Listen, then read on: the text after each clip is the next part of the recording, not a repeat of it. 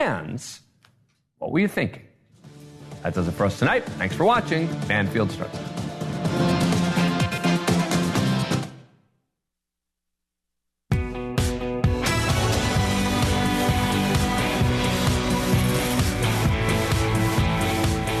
Happy Halloween, everybody. Nice to have you here on this Thursday hallowed night. And boy, do I have big news. Big, scary news. Scary for P. Diddy, because today in New York, Manhattan, one man marched into a grand jury room and opened the floodgates as a witness, not as a victim. As a witness, he says, to a lot of sexual assaults on video. This is massive. And tonight we have the exclusive interview with the man who appeared before the grand jury and his attorney. Let me give you the headline. He says tapes show 8 people, celebrities, being sexually assaulted on video. 6 of them are men. 2 of them are women. And at least 2 to 3 appear to be minors. All of them, he says, appear to be intoxicated or drugged and completely unaware that cameras were secretly recording. It is blockbuster stuff. It's all coming up in just a moment. I've got the exclusive interview right here. Also tonight, the Menendez brothers are even closer tonight to getting out of prison. And I'm not repeating a story from 2 nights ago. I'm not repeating a story from last week. This is brand new. You probably heard that the DA has put together a whole new resentencing package. This is not that. You probably then heard that the DA was sending it to the judge and even changing the request to maybe change the convictions to involuntary manslaughter, which means out right away. Still a judge. This is not that. You might have heard me breaking news Monday night that their lawyer plans now to send a petition for clemency to the governor and had done so. This is not that.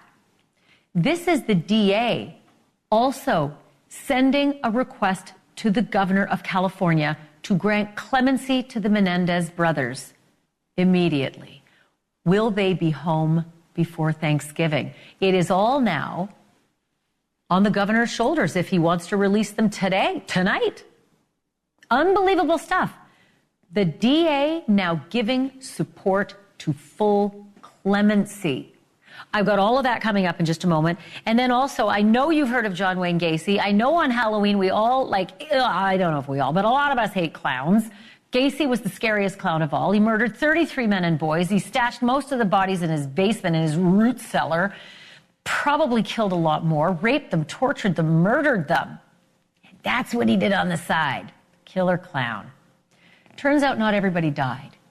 And one of the men who was raped, handcuffed, tortured, got away and never told a soul until now. 4 decades later, he's actually now a very successful actor in a lot of shows that you've seen. Law and Order, Sex and the City, Grey's Anatomy. And is now talking, and he's talking to me tonight. He's going to tell you about what happened in the Gacy house and how he got away. But start here. It's the first Halloween behind bars for Sean Diddy Combs, and I think you can count what happened in a grand jury room today as a very bad scare. P. Diddy is scheduled for trial next May on federal charges of sex trafficking, racketeering, and prostitution. And even if he weren't scheduled for a trial, it seems that he'll be fighting or settling sex abuse lawsuits, multiple, for many years to come. The count, I can't keep up all the time, but it's about 27, give or take. 27 sex suits against him. Some of the accusers claim that they were children when they were assaulted. I'm getting to what happened today, because it's hard to believe that the situation could get worse, but it did today. Because my next guest just testified before a federal grand jury. He says he was in possession of a trove of digital evidence from Diddy's freak-offs and parties. His name is Courtney Burgess, and he says a friend gave him 11 flash drives that belonged to the late Kim Porter. And if you follow this story, you'll know that Kim Porter is Diddy's ex-girlfriend and the mother of 4 of his kids. On those drives, the witness says 8 videos featured 8 celebrities at Diddy freak offs or parties, and that 6 were males, 2 were females.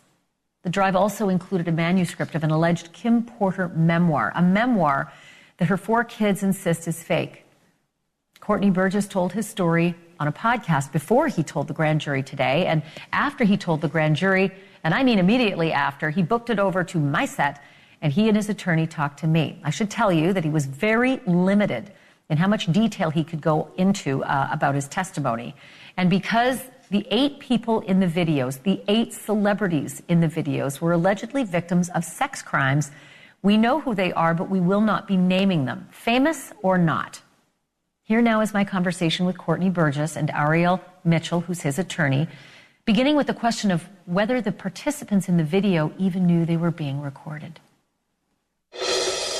Were there any cameras in places where you'd assume privacy, like bathrooms? Well, I've never been in this house, but the picture, yes.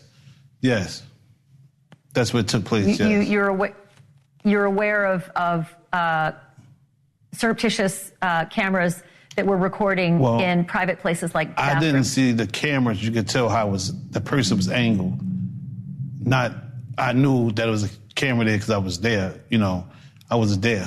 I don't know if the person was too tall, he was holding it or whatever, but I wasn't there. May I ask you this, Courtney? And Ariel, you can jump in on this as well, but I want to hear from Courtney first. Your home was raided by federal authorities, and I assume it is because of this material. Is that true?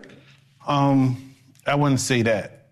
They just went to every one of them looking for me. They said, the paperwork said the 24th, that I had to be there the 28th, and then it was the 27th. I told them, I can't make it there, that's tomorrow. So I don't know. From the look of it, it was 4 days. And I want to be specific. When we talk about a raid, we're talking about when a subpoena is served for documents, a search warrant or an arrest warrant. In this situation, Mr.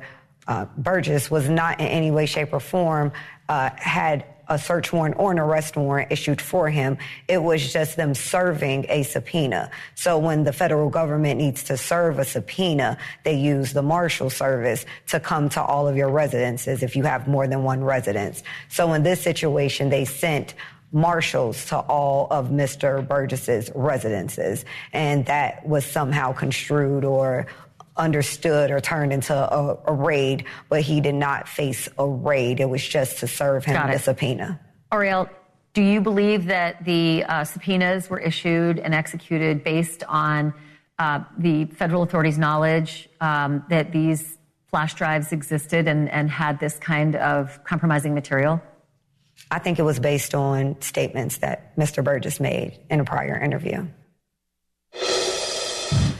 And those statements include descriptions of what the witness says he saw on those tapes. So I asked him about that, and he answered what he could, given the limitations imposed on him after testifying before the grand jury. Out of those 8 videos, 8 celebrities, 6 men and 2 women, how many of those 8 celebrities were close to being underage or potentially underage? 2 males. 2 males. And of those 8 celebrities, how many of them were intoxicated or under the influence of drugs? This is going to be all speculation. I just want to preface it by he wouldn't know if they were. Right. Sure. Appear to Let me be, rephrase right, it. Based on, yes. Understand. Out of the 8 celebrities who were recorded having intimate relations with Sean Combs, how many of them appeared to be either inebriated or intoxicated or under the influence of drugs? All of them. All of them. Out of those 8, how many appear to be potentially victimized? How many might have been victimizing? I think all, to be honest, all. Were victims or victims. were perpetrating? Victims. They were, all 8 were victimized. Yeah, meaning victim. This was happening to them and they were inebriated. Right. Not knowing. I guess, how much proof it was in it, what they was doing. And of those 8, how many seemed to be potentially minors? 2 to 3, possibly 3. 2 to 3. Also on the flash drives, Courtney, was what looked to be a manuscript written by, it appears to be a woman who had taken Kim Porter's private journals and had written a book. Is that accurate? We don't know. We don't know how. Yeah. I don't know how, who wrote it, put it together, but it was from her when I spoke to her. What you received on the flash drives, was it the completed book or was it notes from Kim Porter that later were made into a book? It was completed. It's only 60, only about 54 pages. It was Sure, and in the beginning, it says, Kim made me promise that if something happened to her, I would make sure this book became public to the world. The way Sean moved, I knew that was a promise I would have to fulfill. Kim knew I was a woman of my word, and this book was going to make it to print. So it sounds like it is a woman who wrote up the notes from Kim Porter. Does that sound accurate? It's how you read it, yes. I haven't even read the book. Do you know who the woman is? No. And to be clear, he received it in its complete form. So I think just to make sure we have some clarity here, the manuscript that Mr. Burgess received was already in its complete form. It's not that he edited it or changed anything. Got it. He did give it to someone else who then edited it, but that's not how he received it. Okay, so Ariel, did your client, Courtney, receive the book from the woman who seems to have written it, saying, I'm a woman of my word, and this book is going to make it to print? I don't know if he received it from a man or a woman. He can answer that. I received it from a man. I tell you, somebody she was dating. Do you know if the notes from the book really were from Kim Porter? It was, yes, because I spoke to her probably like 6 hours before I received it. You spoke to Kim Porter? Yes. So Kim Porter. Just saying hi. Okay. Just saying hi. Okay, Ariel, go ahead and give me clarity on the timeline. No, I'm trying to get him to provide clarity of, was there a conversation with her? No, I was talking to the person, and he said, hold up, this is Courtney, be right here. Let me say something to him. He said, I know him, put me on speaker. Then that's how we end up speaking. And then later, somebody else came and brought you the manuscript. Right. Before I left ATL. To the best of your knowledge, Courtney, do you believe that the manuscript is truly based on Kim Porter's diaries? Because there is a lot of dialogue in there. It is pages and pages of actual dialogue, which, I mean, I can't remember breakfast today, let alone dialogue from 5, 10, 15, and 20 years ago. I guess this is a woman's scar.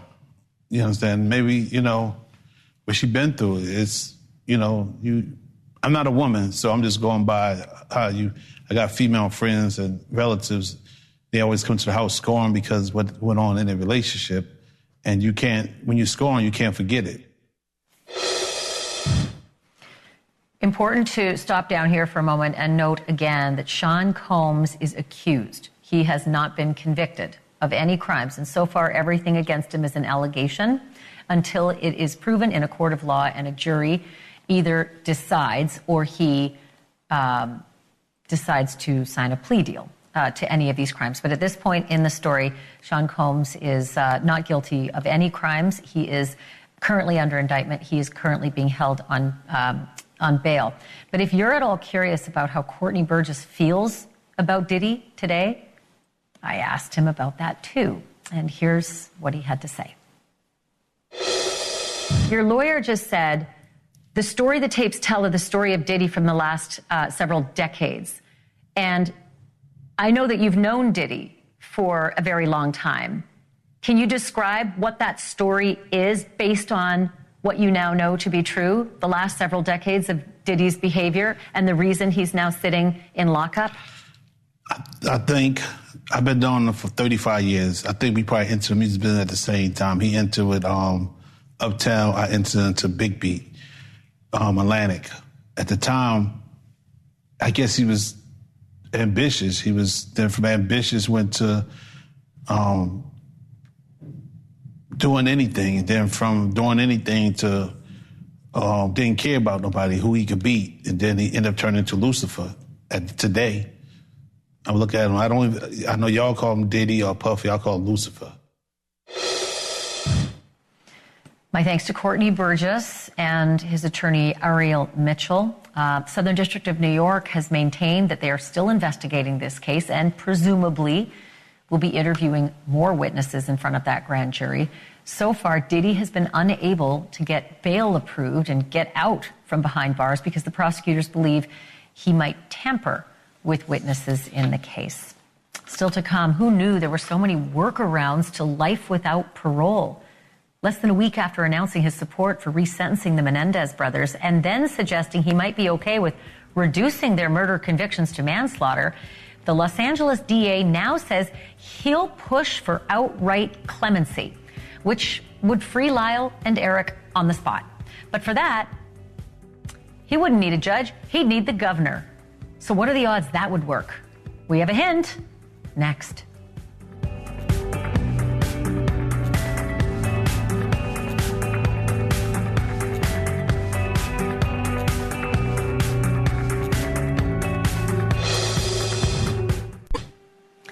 I'm pretty sure that if and or when Eric and Lyle Menendez walk out of prison, they're not going to care a whole lot about the process that got them out. But that process is gaining momentum every single day.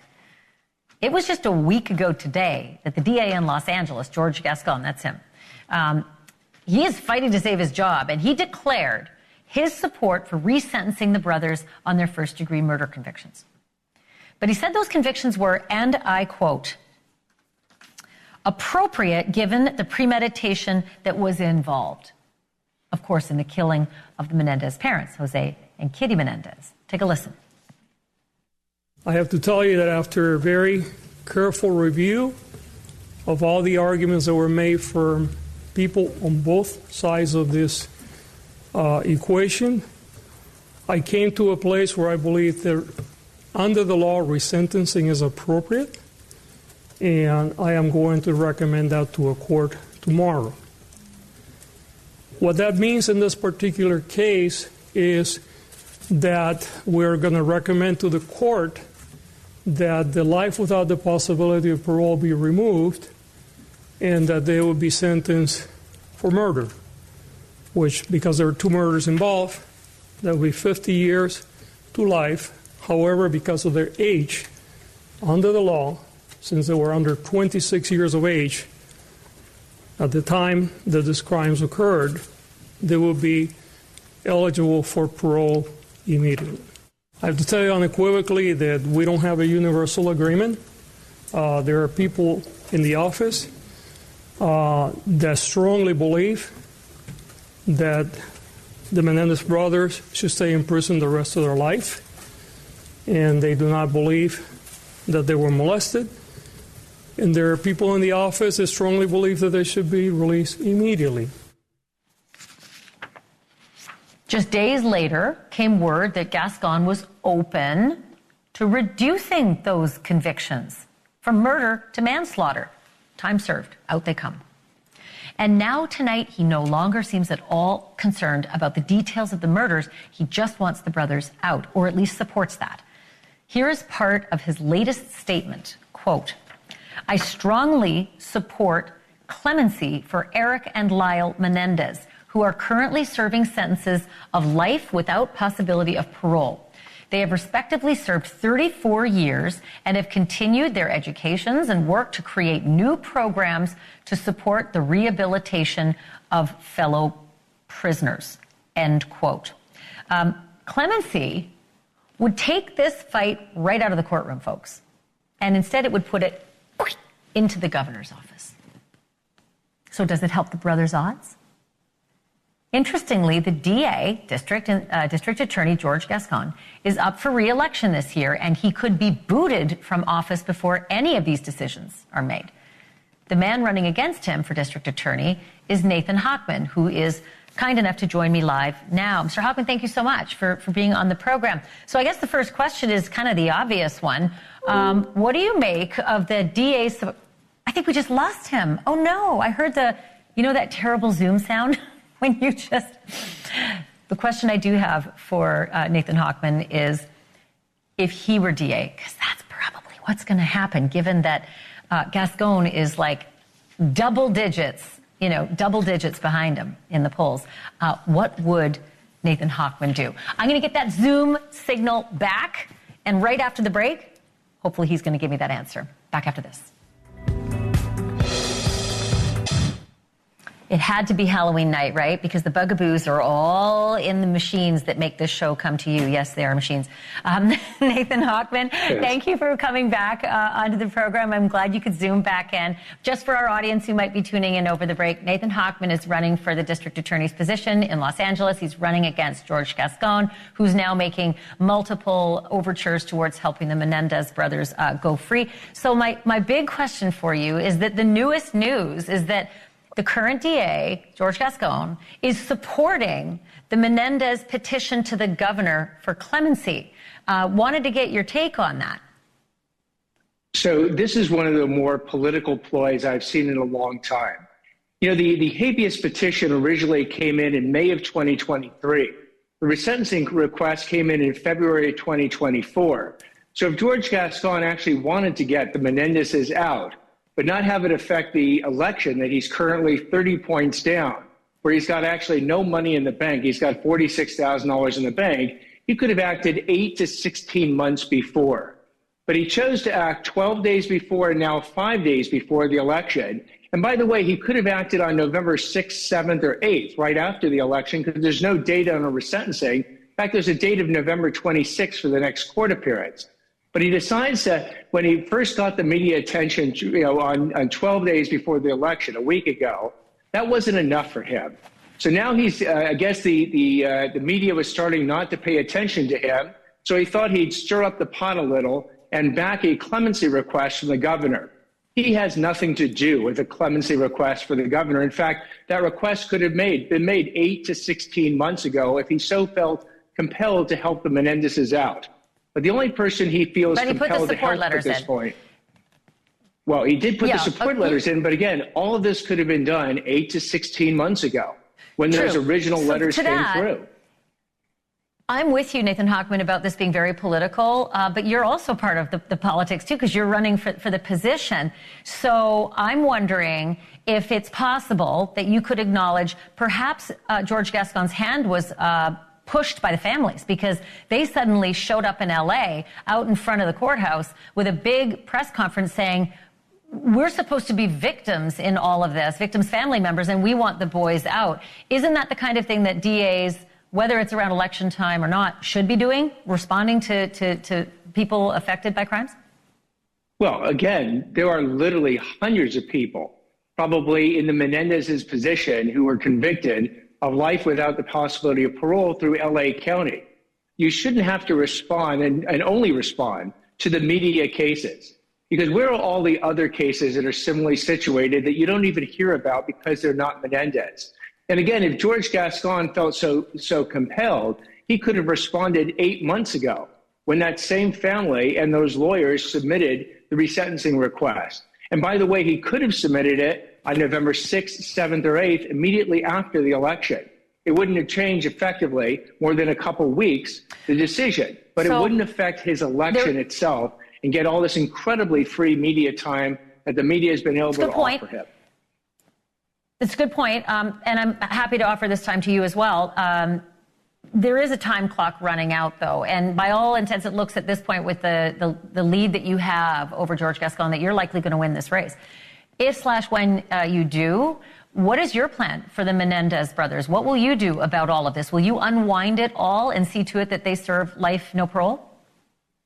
So in order to actually make that decision, here's what I'd have to review. Thousands of pages of confidential prison files that I certainly don't have access to, I'd have to review months of transcripts. There's probably well over 10,000 pages of 2 trial transcripts. You'd want to speak to the prosecutors. You want to speak to law enforcement. In fact, the Beverly Hills Police Department that investigated the case put out a press release saying George Gascon has never bothered to speak with them.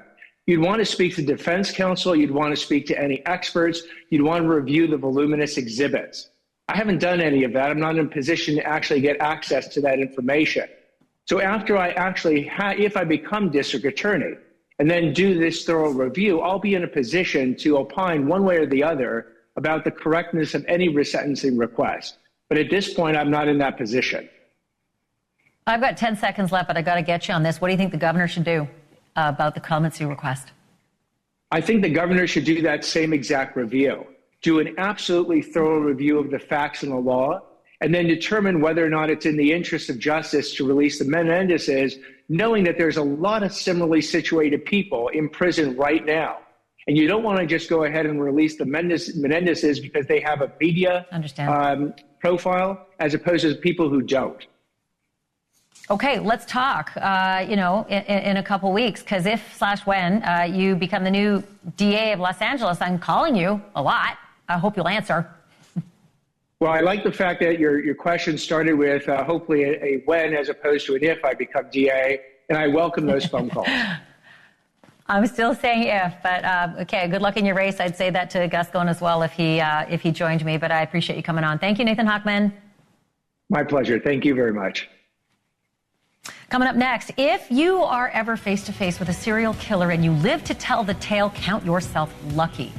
My next guest has decided to break his long silence and tell the world about his violent, depraved, and terrifying encounter with John Wayne Gacy, arguably one of the worst serial killers in history. He's an actor you've seen in Law & Order, Grey's Anatomy, and Sex and the City, and he is just telling his story now. Why did Gacy let him go? He's with me live next.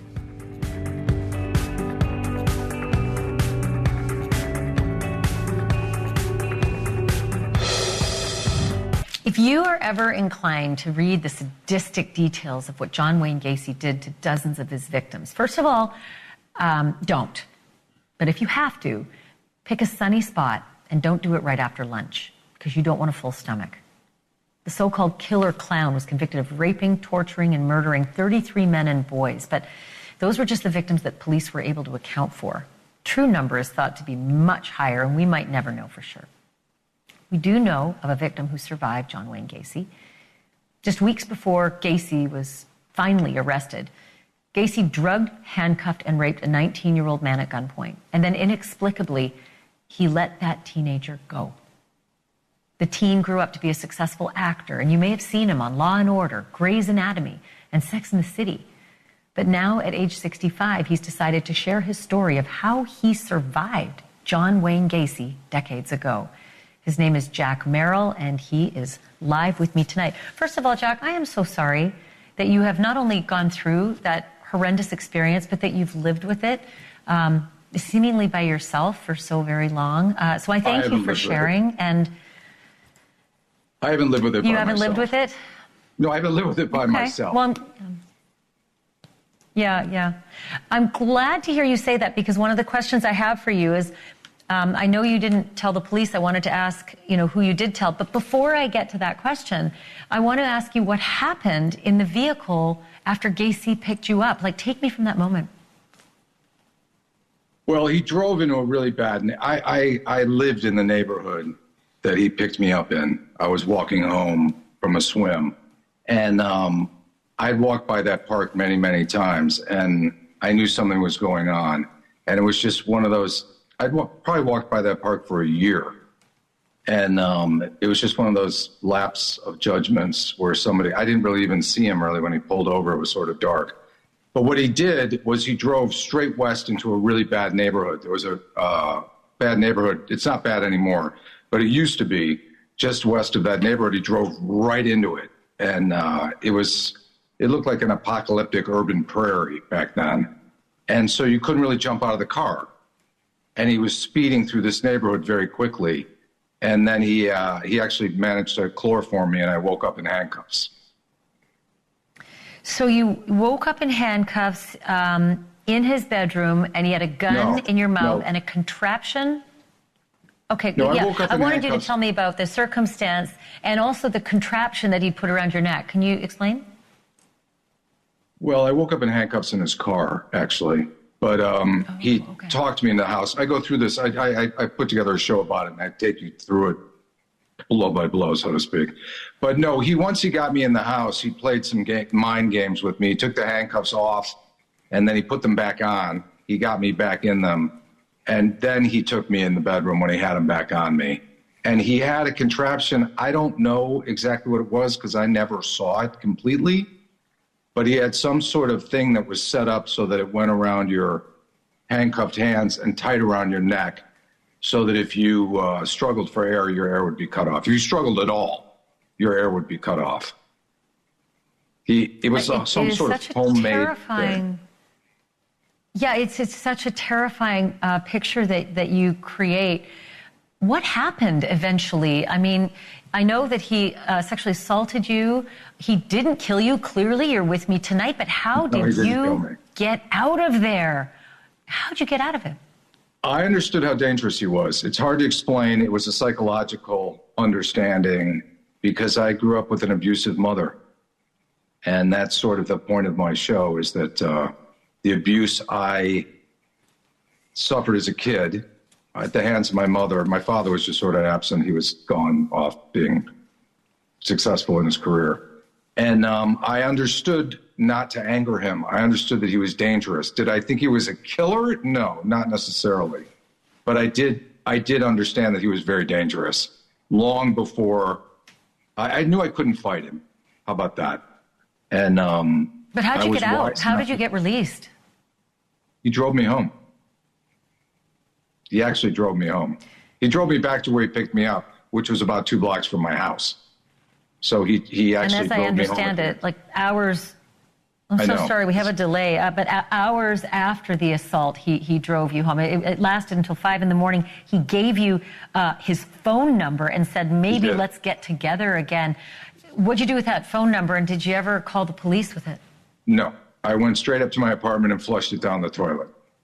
That's the first thing I did was I flushed his number down the toilet. And then I went over to some friends. Well, they weren't friends. There were some guys that I worked with.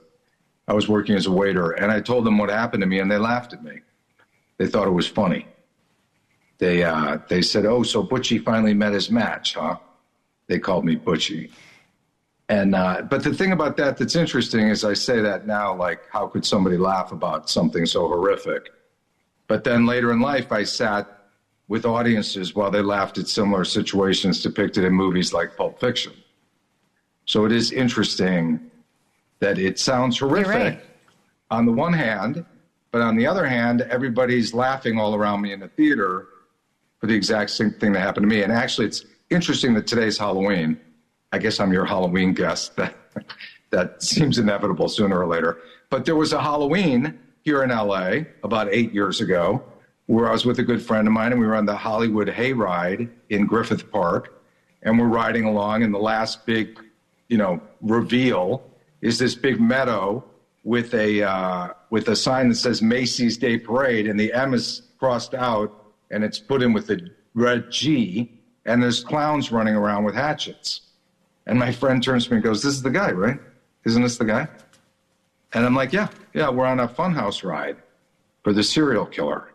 So it is an interesting, it's always been very interesting to me the way our society deals with him. Yeah, I'll say, this was 1978, and so I understand why you wouldn't have gone to the police. I understand why you wouldn't have shared it publicly. I am glad you're sharing it now because it does help other victims come forward. By the way, I want to just tell you, I've seen you on Sex and the City, and I think you're really great.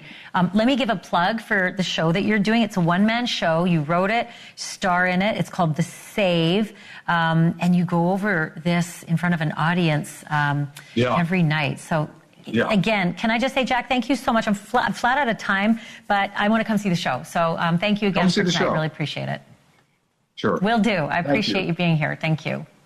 Yep. All right, coming up in a moment, when we hear about really powerful evidence in a criminal case, it's often called the next best thing to a confession. In the Delphi murders, the evidence isn't all that powerful, but boy, oh boy, do they have confessions. Yes, plural. And today the jury heard them. Not just Richard Allen confessing to killing those 2 young girls, but using details that it is possible only the killer could know. And now the whole question is, how will his defense lawyers fight this? Gonna lay it all out next.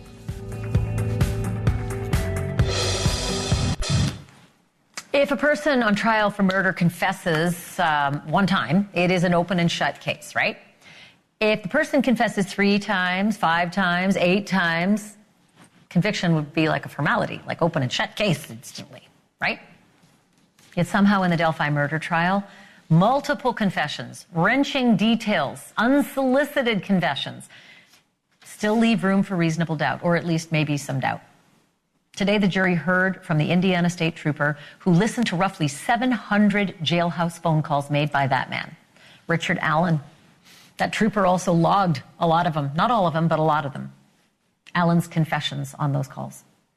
In some of them, Allen merely alludes to killing Libby German and Abby Williams back in February of 2017. But in others, he states it as a fact.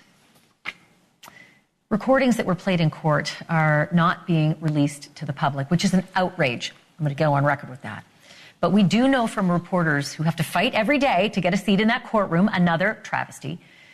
We know the content of the calls, most of them between Richard Allen and his wife or his mom.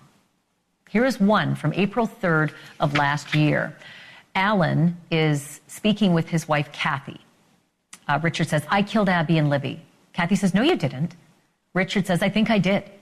Kathy says, "They are messing with your mind." Richard says, "I think I did. I don't know.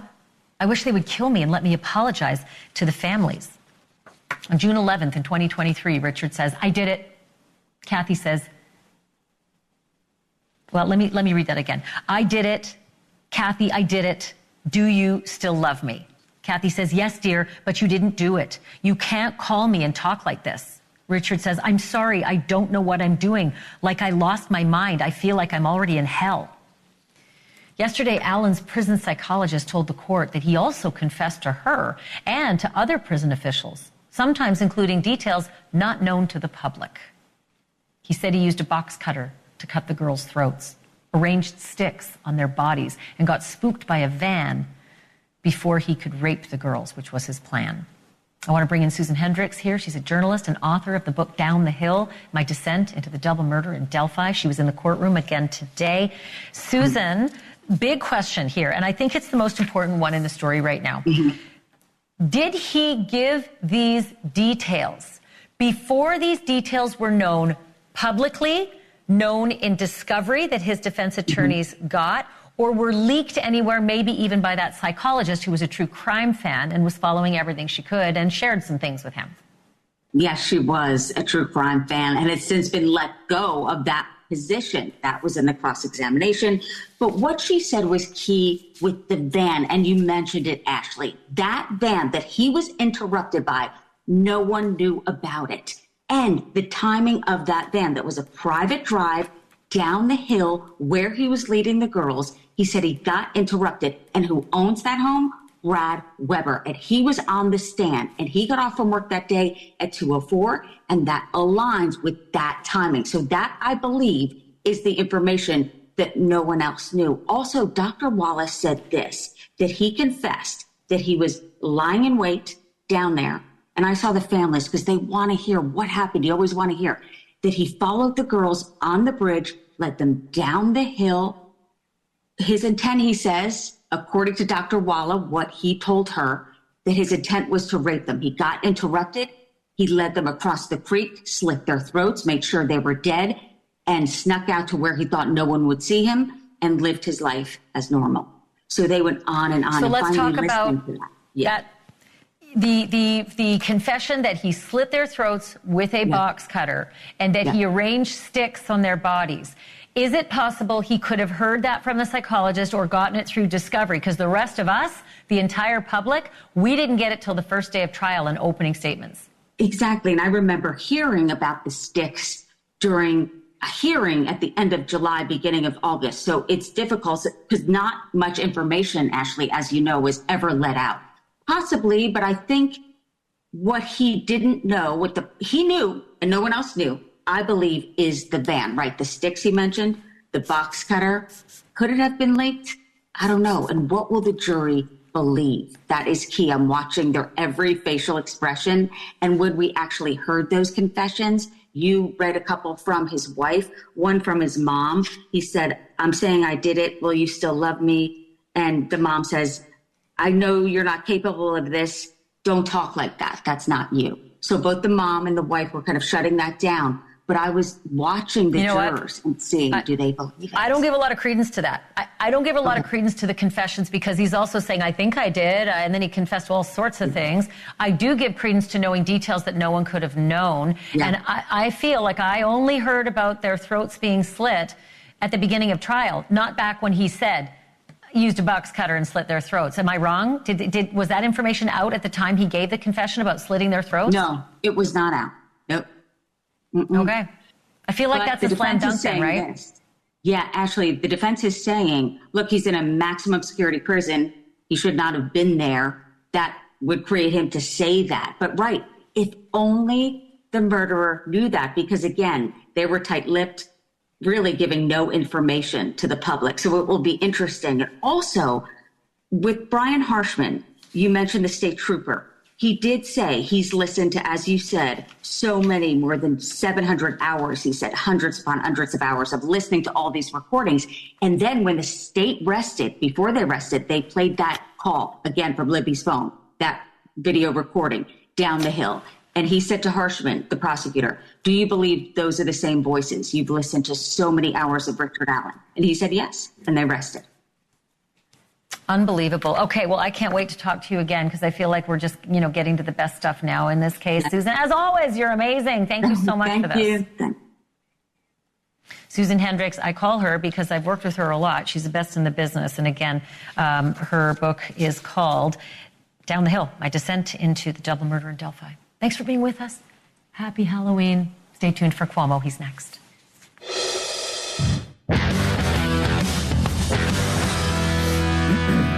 All right, Chris Cuomo here. I have to tell you, I haven't been as proud as I am tonight since we first started here at NewsNation, because as you know, I wasn't sure I was ever coming back to TV. The town hall-a-palooza, or whatever you want to call it, has been such a confirmation of what I know we can be about. And not just because it did well, and it really did do well for NewsNation, even though last night we were up against one of the most exciting World Series games that happened to have involved the two biggest TV markets that I've ever seen. And by the way, I'm a Yankees fan.